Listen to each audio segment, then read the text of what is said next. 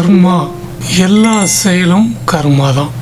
ரெண்டு விதமாக இருக்குது, கர்ம யோகம், கர்ம வினை. கர்ம யோகங்கிறது ஒருத்தர் சாப்பாட்டுக்கு வழி இல்லாமல் ரொம்ப கஷ்டப்படுறாரு. ஒரு பிச்சை எடுக்கிறவர்னு வச்சுக்கோங்க. அவர் பசிக்காக கேட்குறாரு, உணவு கேட்குறாரு.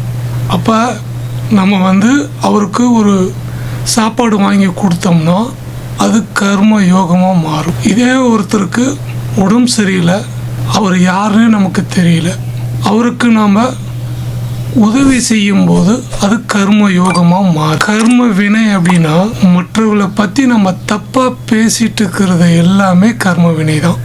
அவங்கள அடிக்கிறது, துன்புறுத்துறது, பிரச்சனையை கொடுக்கறது, பொறாமப்படுறது, கஷ்டப்படுத்திக்கிட்டே இருக்கிறது, பணத்தை ஏமாத்துறது, சொத்தை ஏமாத்துறது, துரோகம் பண்ணுறது, எல்லா ஒரு கெட்ட விஷயங்கள் எல்லாமே கர்ம வினை உண்டு. இதை நம்ம எப்படி இந்த கர்ம வினையிலிருந்து கர்ம யோகமாக மாற்றுறது தான் நல்ல செயல்கள்லாம் செஞ்சுக்கிட்டே வரணும்.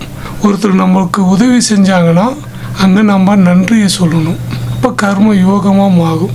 பஸ்ஸில் போயிட்டுருக்கோம், நம்ம சீட்டில் உட்காந்துருக்கோம், ஒரு வயசானவர் நின்றுட்டு வராரு, அவருக்கு நமக்கு யாருன்னே தெரியாது. ஆனால் அந்த சீட்டுக்கு அவரை நம்ம எந்திரிச்சிட்டு அவரை உட்கார வைக்கணும். அந்த ஒன்றுமில்லாத தன்மையில் செய்கிறது தான் கர்ம யோகம். இந்த மாதிரி நிறைய விஷயங்களை நல்ல விஷயங்களை நம்ம செஞ்சுக்கிட்டே வந்தோம்னா கர்ம யோகம் கிடைக்கும். இதனால் கர்ம வினை நம்மளுக்கு குறைஞ்சிக்கிட்டே வரும். கர்ம வினை குறையும் போது உடலில் நோயோ மனசில் பிரச்சனைகளோ இல்லாமல் இந்த கர்ம யோகத்து மூலிமா நமக்கு நல்லது நடக்கும். கர்ம வினையை போய் நாம் கழிக்க முடியாது. செஞ்ச தப்புக்கு தண்டனை நம்ம அனுபவிச்சு தான் ஆகணும். ஆனால் அந்த தவறு செய்யாமல் இருந்தாவே நம்ம கர்மயோகம் பண்ணும்போது, நல்ல விஷயங்கள் செய்யும்போது நம்மளுக்கு எந்த பாதிப்பும் வராது. பஞ்சபூதங்களும் சரி, நவகிரகங்களும் நம்மளை ஒன்றும் செய்யாது.